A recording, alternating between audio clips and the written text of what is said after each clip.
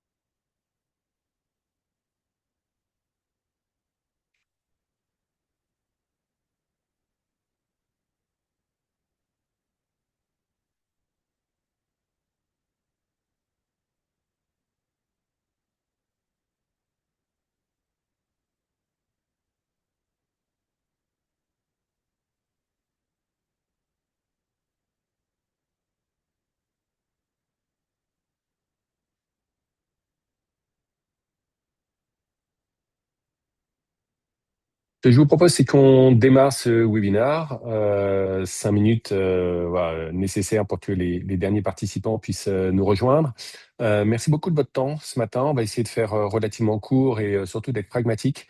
L'idée, c'est de vous montrer la proposition de valeur que le groupe Signaturite, maintenant qu'il est adossé à Namirial, peut vous proposer pour enrichir votre solution logicielle.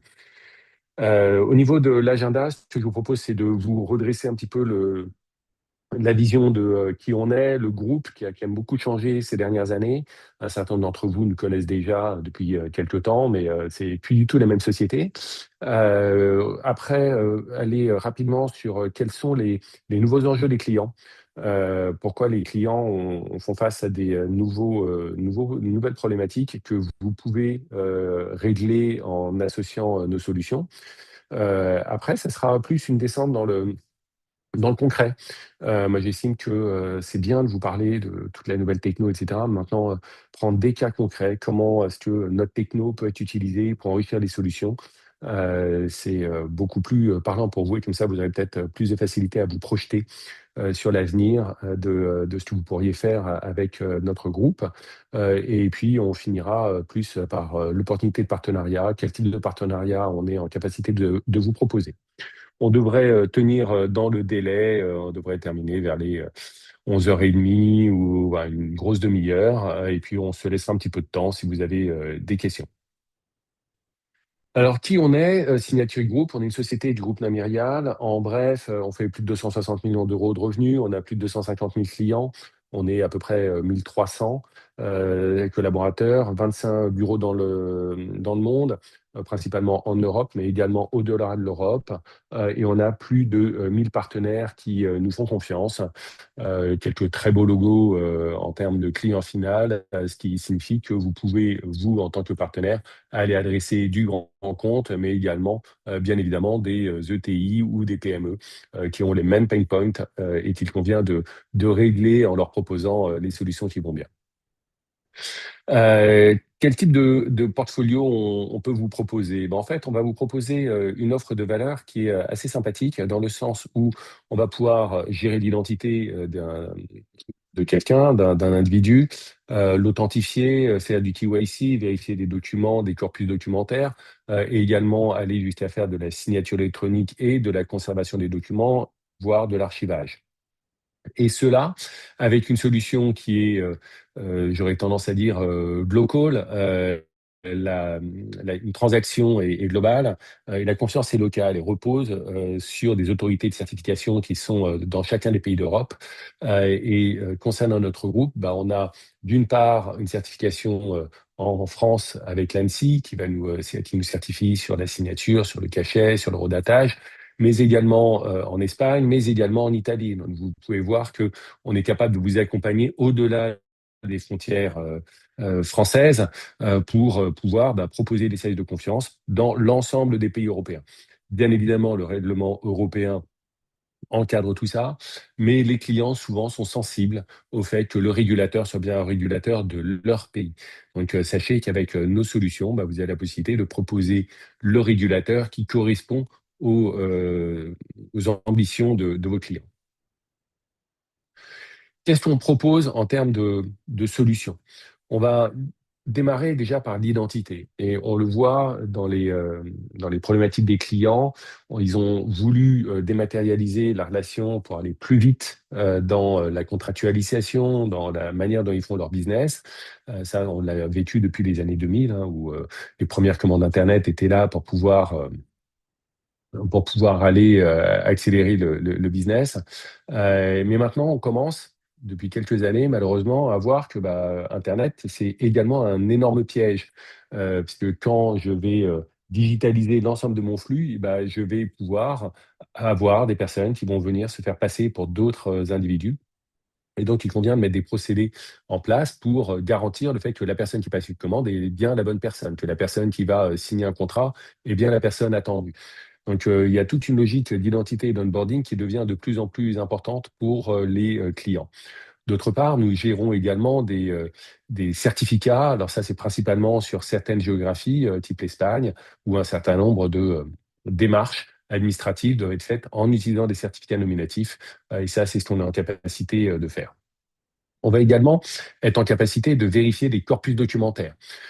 Si on prend des exemples par exemple, je dois louer un appartement, eh ben, l'ensemble des dossiers que je vais recevoir, dès que je mets un appartement en location, malheureusement, les tensions sur le marché font que je vais recevoir 100, 200, 300 dossiers. Et comment je vais pouvoir passer au tamis l'ensemble de ces dossiers pour pouvoir analyser que 10 dossiers sur les 200. Sur les 200 dossiers, il est probable que j'ai des faux bulletins de paie qui soient insérés, que j'ai des faux justificatifs de domicile, que j'ai des faux relevés de compte. En tant que propriétaire, c'est très stressant.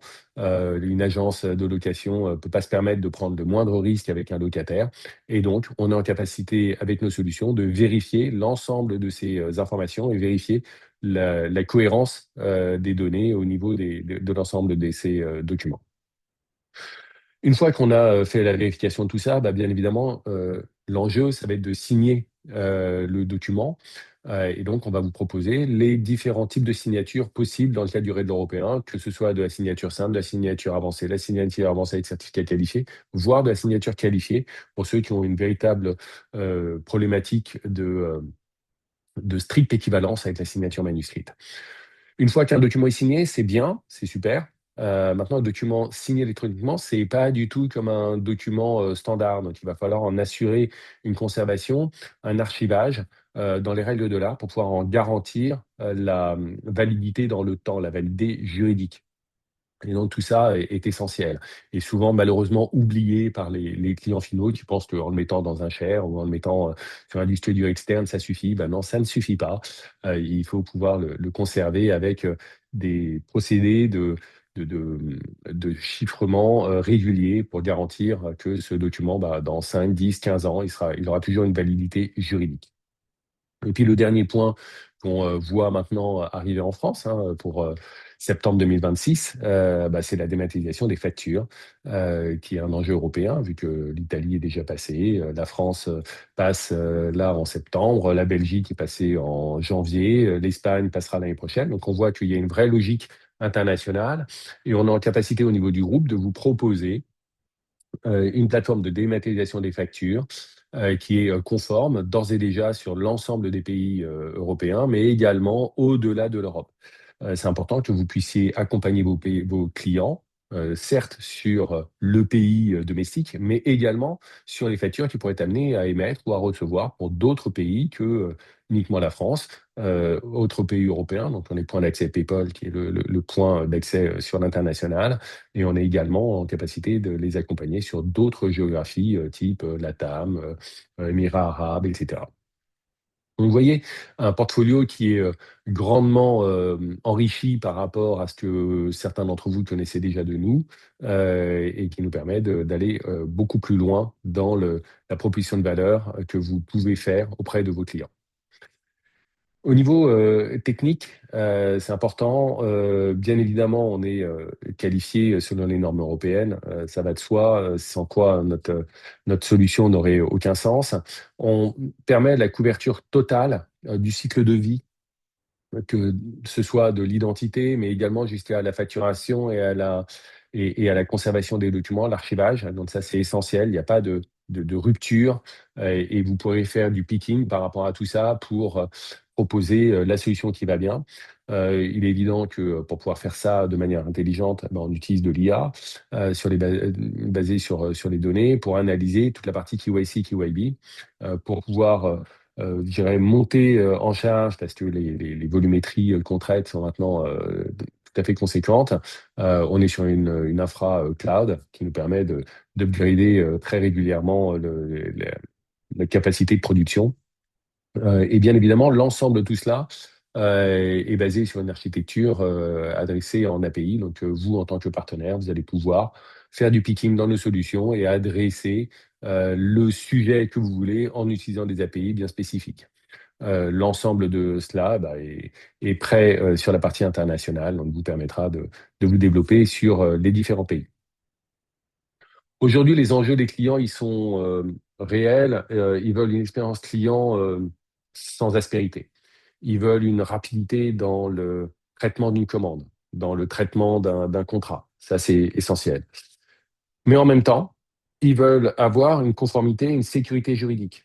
Et ça, c'est très important, parce que la sécurité juridique, en fait, quand on dématérialise, ça devient généralement le maillon faible de la contractualisation.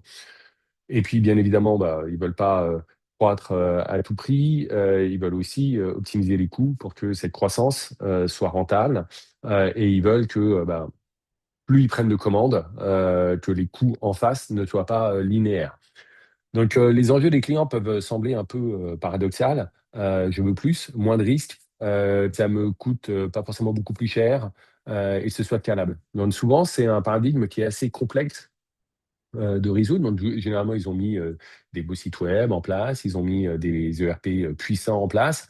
Et le maillon qui manque souvent, bah, c'est le maillon de comment je fais pour apporter de la sécurité juridique quand je vais contractualiser à distance avec un individu que je ne connais pas forcément. Et c'est là où vous avez la possibilité, vous, en tant qu'éditeur, revendeur, de venir compléter les dispositifs en place en rajoutant les briques de services de confiance qu'on vous propose et qu'on a la capacité de vous mettre à disposition via nos API.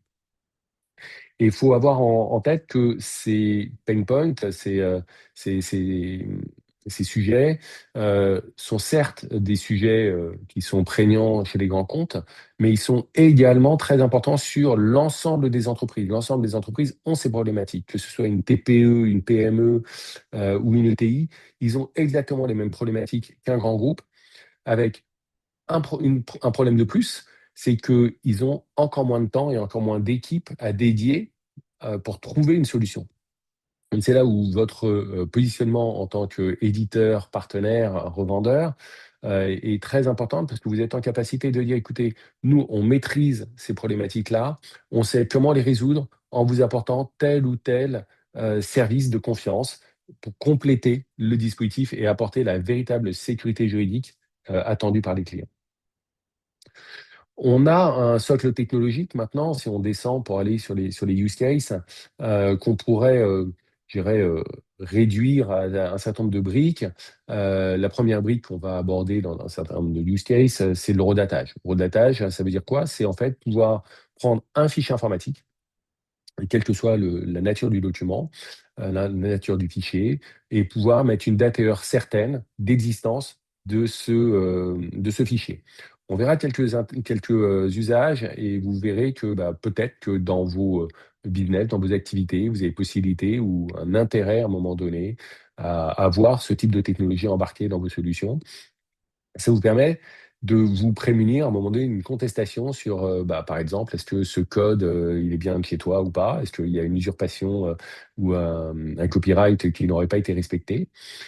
La brique d'après, c'est du scellement. Scellement électronique, ça veut dire quoi? Ça va garantir en fait l'intégrité d'un document, donc au travers de l'horodatage qualifié qu'on insère, nous, de manière systématique. Également l'authenticité du document. Donc ça permet de prouver que le document, il est bien issu de telle ou telle entreprise. Et ça, c'est très important, parce qu'on a de plus en plus de documents qui nous sont envoyés en prétendant être un document de telle ou telle entreprise. Les usurpateurs, maintenant, font les choses de manière assez bien. L'IA, c'est une merveilleuse machine, mais également une merveilleuse machine à disposition des fraudeurs qui vont faire des sites hyper qualitatifs, des documents très proches de la réalité, mais ils ne pourront pas se faire passer pour quelqu'un d'autre si, effectivement, il y a du scellement qui est appliqué. Le troisième point, c'est la signature électronique. On verra comment est-ce que, un certain nombre de partenaires, l'ont intégré dans leurs solutions. Et puis les tendances qui arrivent pour, demain, c'est aller plus loin dans les vérifications d'identité. Typiquement, quand je vais, prendre un poste, si je fais de l'onboarding de collaborateurs, de manière massive, bah, je vais pas forcément avoir un DRH qui va rencontrer tous les candidats. Bah, comment je fais pour m'assurer que Pierre, c'est bien Pierre, et que ce sera bien lui qui viendra le jour de sa prise de poste? Et un dernier sujet qu'on verra tout à la fin, et qui va être un sujet émergent cette année et qui va vraiment se déployer dans les 2 3 ans à venir, c'est la notion de e-wallet. Et on verra qu'on peut traiter des dossiers très, très importants, et on pourra décliner cela au niveau d'entreprise. Ce que je vous propose maintenant, c'est de descendre sur comment certains éditeurs se sont emparés de ces briques technologiques pour valoriser leurs offres et apporter cette sécurité juridique attendue.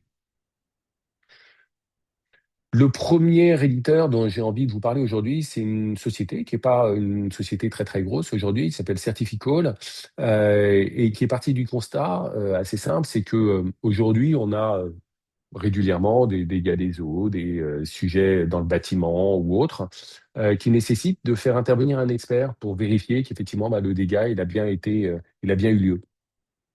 C'est très chronophage, ça coûte énormément d'argent aux compagnies d'assurance de placer un expert. Bah, eux, ils ont bâti une solution qui va permettre de prendre quelques photos et de dire, bah, voilà, mon dégât des eaux. Et si on s'arrête là-dessus, on se dit bah, que c'est assez facile à frauder. Parce que si je prends une photo, que je dis à l'IA, bah, tiens, rajoute-moi une belle auréole sur mon plafond pour me faire rembourser mon plafond, je vais, à un moment donné, donner une fausse information à mon assureur. Et, de, et donc, ils ont créé une solution qui va permettre de s'assurer que la photo n'est pas une photo qui a été truquée, parce que c'est leur solution qui va prendre la photo. Et là, ils vont vérifier un certain nombre de paramètres du téléphone, le gyroscope, le GPS, le niveau de batterie, etc., etc. Et en même temps, pour garantir que la photo a bien été prise aujourd'hui et que c'est pas une photo qui date d'il y a 2 jours ou 3 jours ou un mois ou autre, ils vont rajouter l'horodatage qualifié de notre solution.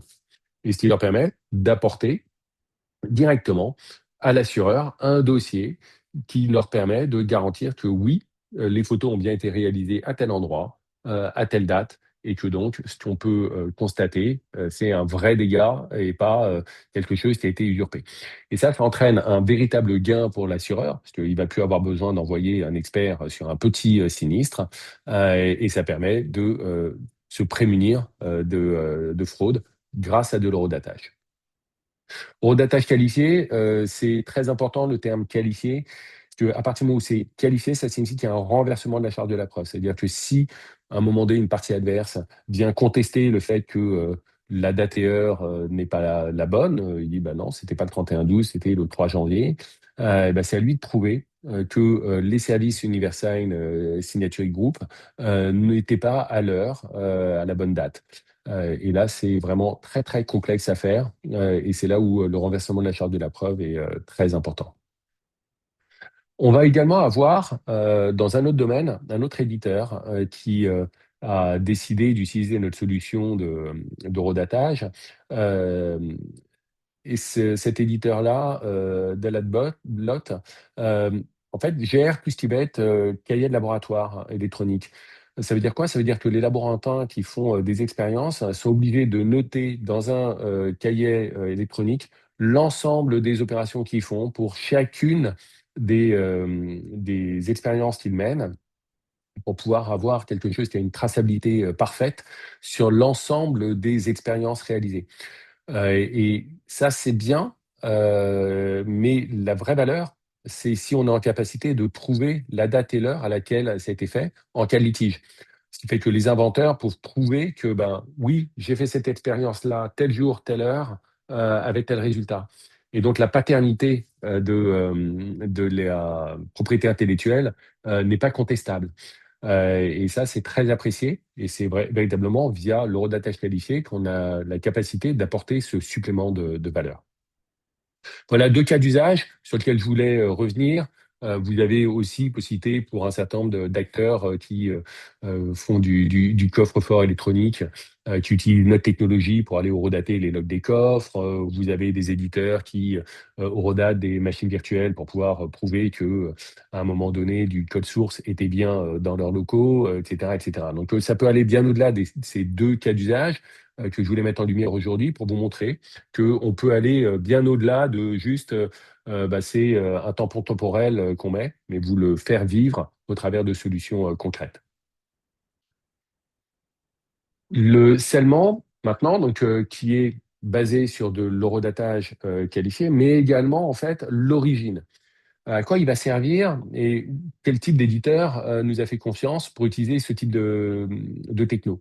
Par exemple, on va parler de Sage, qui, au sein de son produit Sage Automatisation Comptable, a décidé de pouvoir proposer à ses clients de ne plus garder les factures papier qui arrivent dans l'entreprise. Donc, c'est véritablement un traitement de la facture entrante, où Derrière, ils vont, eux, mettre en place tout leur savoir-faire de gestion des workflows, etc., afin de générer l'écriture comptable.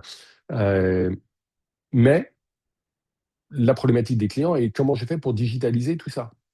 Et une fois que j'ai ma facture qui arrive, est-ce que je suis obligé de garder toutes mes archives papier qui sont très coûteuses en termes d'archivage, en termes de perte de temps, quand il convient de retrouver un original? Eh ben, en appliquant un scellement électronique de notre société, ils vont pouvoir dire à leurs clients, écoutez, voilà, une fois que le document est rentré dans le système, il est considéré comme un original, daté avec une date et heure certaine via l'horodatage qualifié, mais également avec le certificat de personne morale qui est appliqué au sein du document et qui permet comme ça de prouver l'origine du document, de la facture. Donc tout ça leur permet d'avoir un véritable avantage concurrentiel par rapport à des solutions qui ne proposent pas de se séparer des justificatifs papier. On va avoir exactement le même type d'usage pour les différentes solutions de notes de frais que vous pouvez connaître, où maintenant, depuis 2019, on peut prendre un justificatif de notes de frais en photo et ne plus joindre les documents papier. C'est grâce justement à du scellement des justificatifs.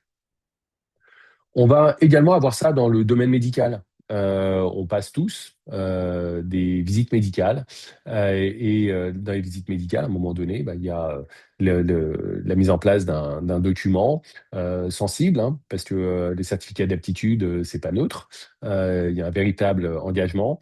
Et ben, Padoa, qui est un éditeur qui équipe une grande majorité des centres de médecine médicale, utilise notre technologie pour appliquer un scellement sur le certificat afin de pouvoir garantir que oui, il n'a pas été fraudé et il n'a pas été usurpé par un individu qui aurait de mauvaises intentions. Donc l'éditeur se différencie de ses confrères en apportant une véritable fiabilité juridique euh, à l'ensemble des documents qui sortent de son système.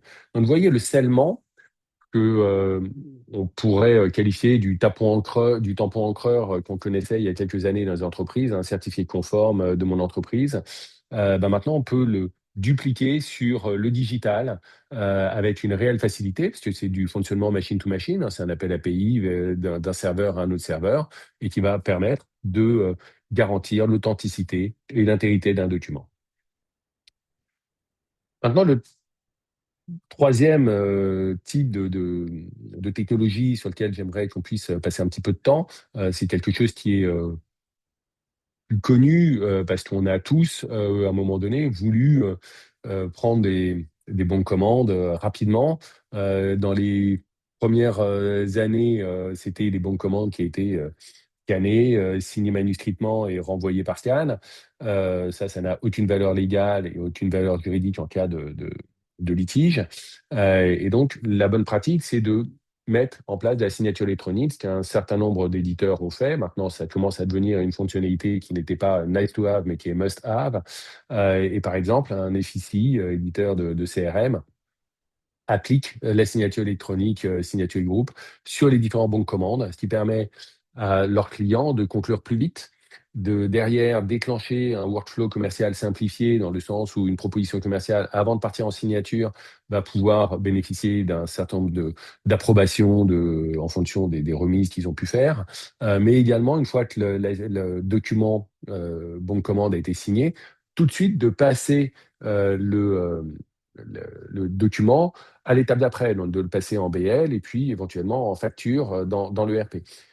Et tout ça, on voit que à partir du moment où on met en place la signature électronique, c'est pas juste je fais signer quelqu'un, mais c'est je vais pouvoir l'englober dans un process global de validité du document et derrière de déclencher la suite des opérations que je dois mener dans l'entreprise. Et donc d'apporter une véritable optimisation qui entraîne un véritable ROI parce que il y a plus de saisie et de ressaisie d'informations. On va permettre d'aller beaucoup plus vite. Les délais vont se raccourcir. Souvent, une commande soit est payée à la réception, donc entre le moment où je vais avoir le bon de commande et le moment où je vais livrer, plus j'arrive à raccourcir le délai, plus je vais avoir de la satisfaction client, mais également je vais améliorer mon BFR parce que je vais avoir du cash qui va rentrer plus vite, etc., etc.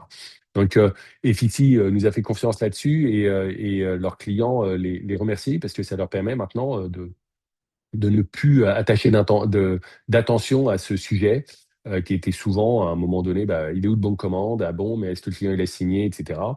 Et les clients peuvent signer depuis n'importe où. Ils n'ont pas besoin de repasser au bureau pour imprimer le document et autres. Ils peuvent signer depuis leur téléphone mobile alors qu'ils sont en déplacement. De la même manière, on va avoir sur la partie achat un partenaire qui fait du procurement, Axiscope par exemple, et qui va gérer toute la chaîne achat et qui fait exactement la même chose, mais côté fournisseur. Et ça, c'est important parce que, il y a de plus en plus d'entreprises qui accordent une réelle importance sur: «OK, qui sont mes fournisseurs? Est-ce que mes contrats fournisseurs sont bien négociés? Est-ce qu'ils sont bien, valables?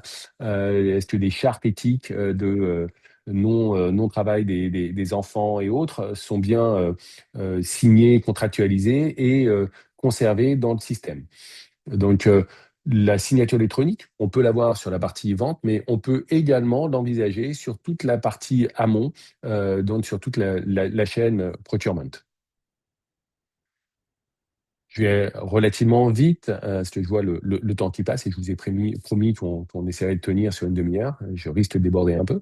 La signature électronique, on va également la retrouver sur le B2E, donc sur la partie employé. Donc un système RH, par exemple, et là, on a 2 exemples criants de gros intervenants, qui adressent, tant les PME que les ETI, Eurecia et Lucas, qui, utilisent nos technologies pour faire signer les contrats de travail.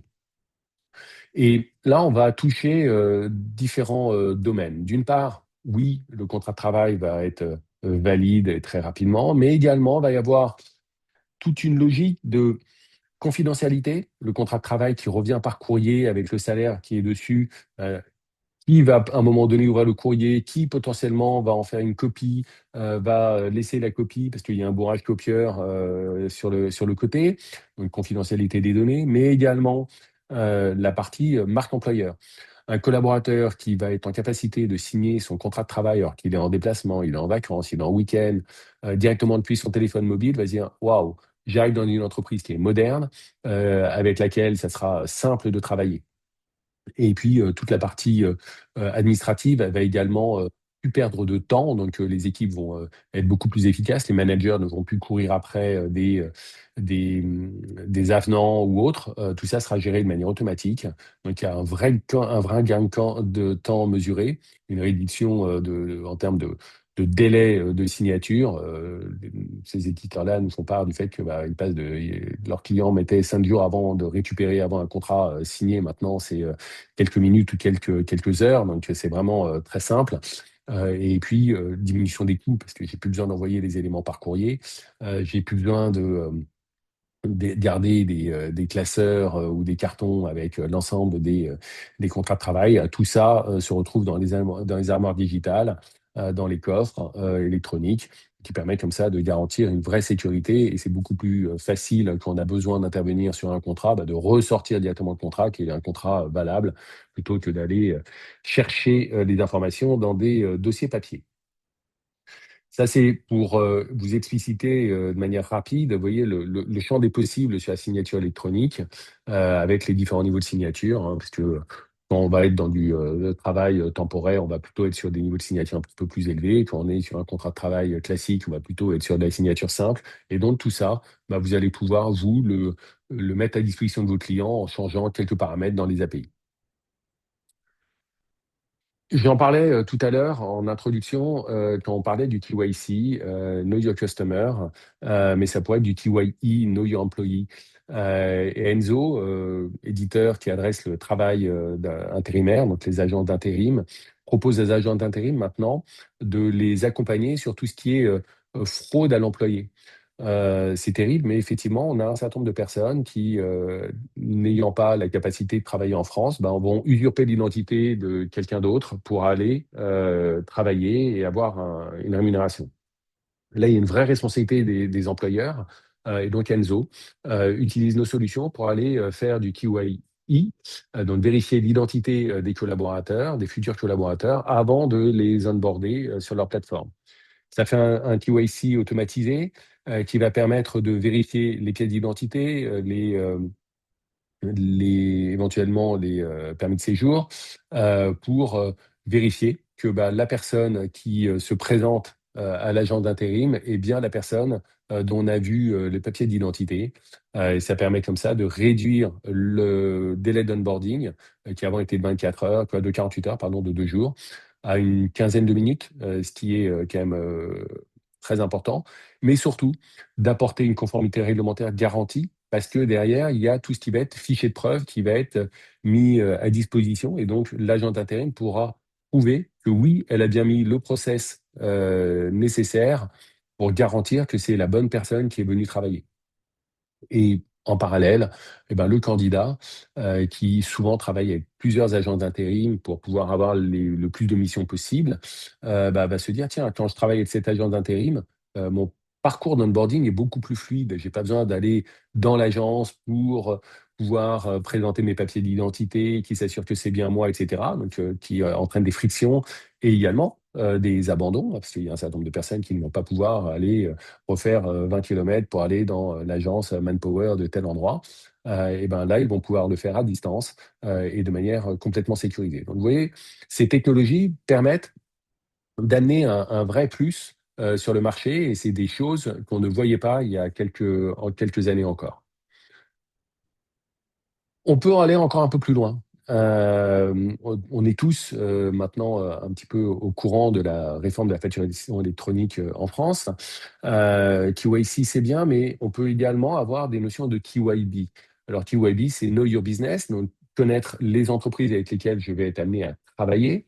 Et là, si on zoome un petit peu sur un use case qu'on gère avec Penny Lane, c'est le use case de la dématérialisation des factures, process sur lequel, quand je vais déclarer la plateforme agréée avec laquelle je souhaite travailler, je dois m'assurer que c'est bien le représentant légal de l'entreprise qui va signer le mandat explicite déclarant Penny Lane comme plateforme agréée pour dématérialiser ses factures.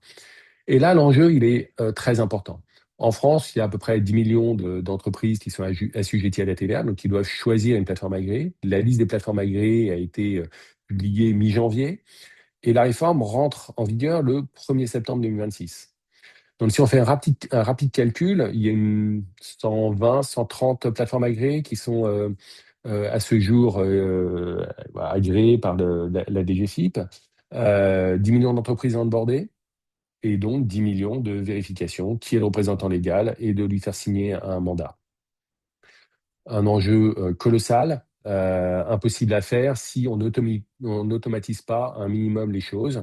Et donc Penny Lane, au travers de nos solutions, va permettre de récupérer le représentant légal disponible sur Infogreffe via nos API. Derrière, mener un KYC sur ce représentant légal, donc vérifier sa pièce d'identité, et à la fin, lui faire signer un mandat explicite avec la complétude du document, parce que le représentant légal pourra saisir un certain nombre d'informations nécessaires à un onboarding fluide.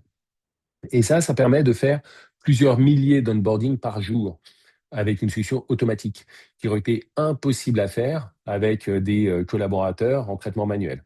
Donc vous voyez que la combinaison de l'ensemble de ces technologies permet de faire un parcours complet pour accompagner et pour libérer les entreprises de tâches chronophages, de tâches impactantes au niveau responsabilité juridique, et tout ça avec une véritable conformité. Le l'avant-dernier cas d'usage sur lequel j'aimerais aller maintenant, si on continue toujours sur cette réforme de la facturation électronique, j'en parlais, c'est la capacité du groupe à vous accompagner également, si vous le souhaitez, pour vous proposer une plateforme agréée. Si on est plateforme agréée via notre structure Digital Technologies, pour vous permettre de proposer de la dématérialisation des factures à vos clients finaux. Un certain nombre d'éditeurs ont d'ores et déjà fait le pas et choisi leur plateforme agréée. Un certain nombre d'autres ne savent pas encore comment s'y prendre. Continia, par exemple, qui est un expert dans le domaine de l'édition d'add-on autour de Microsoft Business Central, donc anciennement Microsoft Accepta, qui adresse les grands comptes, a décidé de faire un connecteur, de faire toute une plateforme qui est basée sur notre solution en marque blanche, avec une intégration native sur laquelle ils sont complètement autonomes pour gérer l'ensemble des flux de leurs clients et donc proposer à leurs clients internationaux de faire l'ensemble de la dématérialisation des factures de manière simple. Sachez que vous, en tant qu'éditeur, vous pourriez également être opérateur de dématérialisation et donc envoyer l'ensemble des flux de vos clients via notre plateforme de dématérialisation des factures. Et donc, retirer cette problématique que vos clients peuvent avoir, qui est de dire: «Waouh, l'enjeu, il est septembre, je n'y vois pas clair, je ne sais pas par qui passer, ma banque me sollicite, les experts comptables me sollicitent» et cetera et cetera. Et en fait, vous, mon éditeur de logiciel, vous pouvez m'accompagner parce que c'est votre logiciel qui, produit les factures. Donc on a la capacité de vous accompagner sur cette thématique-là également. N'hésitez pas à nous, solliciter. Ce sera avec grand plaisir qu'on pourra, vous, proposer, les solutions, adéquates. Dernier cas d'usage, le e-wallet. J'en parlais tout au début. Le e-wallet, c'est quelque chose qu'on va voir arriver. On commence à le voir arriver en France avec notamment un e-wallet régalien qui est fait par l'État, qui est France Identité, sur lequel je vais pouvoir retrouver ma pièce d'identité, mon permis de conduire. Euh, mais on peut également envisager, et nous on le fait notamment avec le Kosovo, où on équipe carrément le pays, hein, c'est le gouvernement, pour mettre en place toute la partie infrastructure des services de confiance, avec le déploiement de tout un portefeuille d'identité mobile. Donc, les citoyens kosovars vont avoir leur pièce d'identité directement dans un e-wallet signature e-group. Euh, c'est primordial parce que ça me permet, Asma, de garantir que oui, c'est bien la bonne personne qui est en train de faire une démarche administrative. Et si on le pense maintenant dans le cadre de l'entreprise, eh ben, je vais pouvoir à un moment donné, en tant qu'éditeur, dire bah oui, je vais pouvoir mettre un super authentificateur, je vais pouvoir donner accès à certains endroits du bâtiment en utilisant des credentials qui vont être poussés sur l'e-wallet. Je vais pouvoir donner des droits d'accès à une suite applicative pour telle ou telle personne et pas juste un login et un mot de passe qui pourrait être corrompu, etc., etc. Donc, toutes ces logiques-là, vous allez pouvoir, vous, également, vous en emparer et montrer à vos clients que vous êtes prêts pour l'avenir. Et ce n'est pas un avenir à 10 ans, c'est un avenir vraiment relativement court terme maintenant, parce qu'on va parler d'une généralisation d'ici 2030. Donc, c'est loin et en même temps, ça va aller très, très vite. Sachez qu'avec le groupe, vous êtes en capacité d'avoir un partenaire de confiance qui va vous accompagner dans le temps et qui est d'ores et déjà prêt pour les enjeux de demain. Donc, ce n'est pas forcément votre problématique du moment, mais sachez que le moment venu, on pourra vous accompagner sur ces sujets. En résumé, vous l'aurez compris, on a une plateforme qui est très complète, qui va vous permettre de vous accompagner et d'accompagner vos clients depuis la vérification d'identité, la collecte de complétude de documents, l'analyse des données pour pouvoir lutter contre la fraude, la signature électronique, donc la contractualisation une fois que l'ensemble des éléments ont été vérifiés, et puis bien évidemment l'archivage, donc toute la notion de coffre-fort électronique. On est en capacité de vous proposer l'ensemble de ces briques-là, sans oublier la partie dématérialisation des factures, pour vous permettre d'apporter la valeur ajoutée nécessaire à vos clients par rapport à vos solutions et par rapport aux endroits où c'est pertinent dans vos solutions. Donc, l'ensemble de cette plateforme est consommable service par service. Bien évidemment, très peu d'entre vous auront besoin de proposer l'ensemble du cycle à vos clients, mais vous pourrez faire du picking pour venir compléter vos solutions le moment venu. Pourquoi nous intégrer?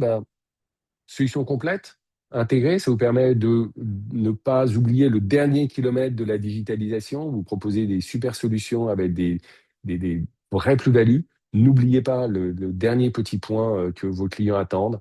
OK, comment maintenant je me sépare du papier sur l'ensemble du cycle? Comment je m'assure qu'il n'y a pas de fraude? Comment je m'assure que les documents ne sont pas corrompus? Et surtout, comment je m'assure que derrière, tous les documents auront bien une conformité, une sécurité juridique qui est essentielle aujourd'hui, parce que quand les tensions économiques sont là, souvent un certain nombre de clients essayent de se dédire ou de sortir d'un certain nombre de contrats avec des arguties qui ne sont pas forcément les bons, et en venant contester la validation de tel ou tel document. Donc la signature électronique, le cachet et l'archivage permettent derrière d'avoir un document avec une vraie valeur probante. Et bien évidemment, en face de ça, bah, c'est de pouvoir leur garantir performance et une expérience, optimisée pour que garantir que n'importe qui peut utiliser la solution à la fin et ne nécessite pas de formation particulière. C'est bien évident qu'on a toute l'habitude de prendre un stylo et de signer, quel que soit notre âge, hein, j'aurais tendance à dire de 7 à 97 ans. La signature électronique, c'est exactement pareil, hein, des personnes de tout âge sont en capacité d'utiliser la solution. Et puis, choisir une solution, c'est bien, c'est une techno, mais c'est également choisir une solution pour l'avenir. Pourquoi je dis ça? C'est parce que à partir du moment où vous allez faire des développements, c'est coûteux, c'est également votre image, qui derrière, est, impactée s'il y a le moindre incident et donc c'est important pour vous de pouvoir être certain que le partenaire que vous choisissez sera là pour de longues années, que vous n'aurez pas besoin de rechallenger vos interfaces de manière régulière, qu'il y a une vraie stabilité pour qu'il n'y ait pas d'impact, sur la base de vos clients. Et ça, c'est un élément, que nous, on prend vraiment en compte et on vous, fait un accompagnement sur mesure pour pouvoir être certain que effectivement l'ensemble des enjeux sont bien compris, que l'ensemble des interfaces sont bien, mis en place, pour que derrière l'expérience utilisateur soit bonne. Il faut que vos clients soient, heureux et contents et satisfaits de la manière dont ils utilisent nos technologies au sein de vos produits. Sans quoi, il y aurait à un moment donné une problématique, importante. Pour vous accompagner, on a différents types de partenariats. On a, du, partenaire, qui est apporteur d'affaires, donc vous n'avez pas envie de porter, la vente et vous préférez que nos équipes se rapprochent de vos clients, et ben, on pourra vous rétribuer pour, l'apport d'affaires. Vous avez également la possibilité d'être revendeur, donc vous allez dire, bah, à un client: «Voilà, j'ai la capacité de te proposer, des solutions qui vont permettre de résoudre, des problématiques auxquelles tu fais face au quotidien, avec les bonnes solutions» et là, vous aurez, possibilité effectivement de faire de l'achat-revente de nos solutions. Hem, les éditeurs dont j'ai beaucoup parlé aujourd'hui ont la possibilité d'intégrer en marque plus ou moins blanche, marque grise, ça dépend des termes et ça dépendra des solutions, nos solutions. Donc vous avez des business models qui sont complètement, calés par rapport à vos enjeux à vous. On a des programmes spécifiques par rapport à ça et si effectivement, vous êtes une entité, très particulière, on est en capacité, de mettre en place, des alliances, donc où là, on va avoir des collaborations, tant au niveau technique, mais également au niveau, marketing, commercial, voire plus, sur des événements particuliers et cetera. Donc on est en capacité d'apporter, une valeur ajoutée à l'ensemble de ces 4 types, de partenaires. On arrive à la fin. Désolé, j'ai été, rapide, mais j'ai essayé surtout de vous faire vivre, dans le quotidien comment, peut, s'articuler, l'utilisation de nos technologies. La technologie pour la technologie, c'est bien, mais la technologie pour un vrai sens, et une vraie plus-value pour vos clients, c'est à ça que nous, on accorde, de l'importance. Ce que je vous propose maintenant, c'est qu'on, via le chat, on puisse, passer à des questions-réponses. N'hésitez pas, via le chat, à nous poser, vos questions, s'il y a des éléments à préciser, s'il y a des éléments où je suis allé, trop vite. Je vous laisse la parole.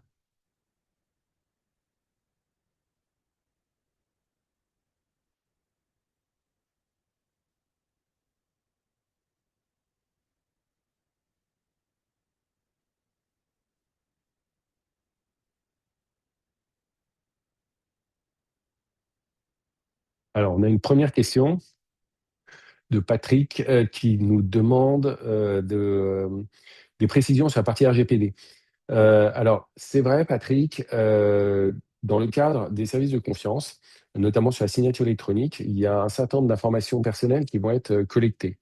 Hem, Qu'est-ce que j'entends par là? C'est que quand je vais, signer électroniquement, le prestataire de service de confiance, donc nous, nous allons, tracer l'adresse IP de la machine qui se connecte, mais également, qui, se connecte et le numéro de téléphone, de la personne qui, va signer. Puisqu'on envoie systématiquement un code SMS, pour, avoir un faisceau de preuves, suffisant.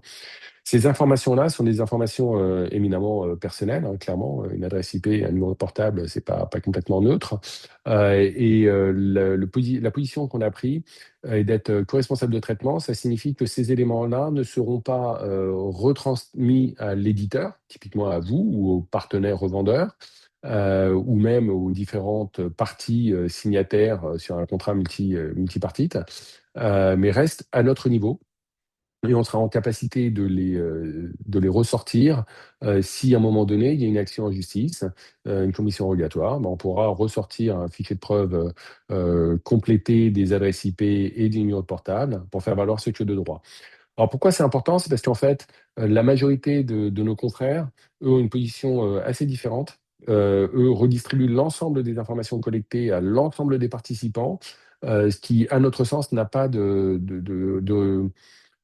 sens au niveau juridique du terme et surtout un côté un peu dangereux dans le sens où quand je vais signer un document, je n'ai pas vraiment le choix. Je suis obligé d'accepter les conditions RGPD.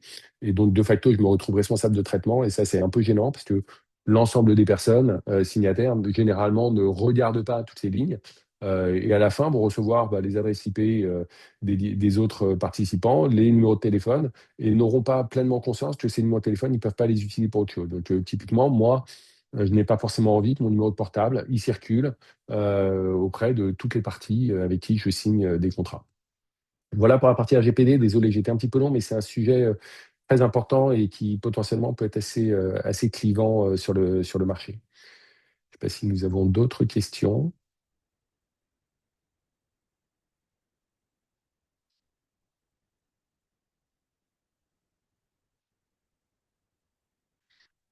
Je n'en vois pas d'autres pour l'instant.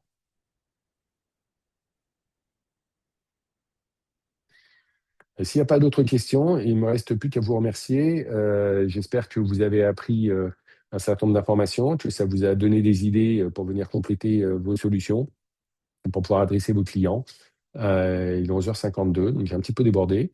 Et je vous dis à bientôt. N'hésitez pas à nous contacter. Merci beaucoup, à bientôt. Au revoir.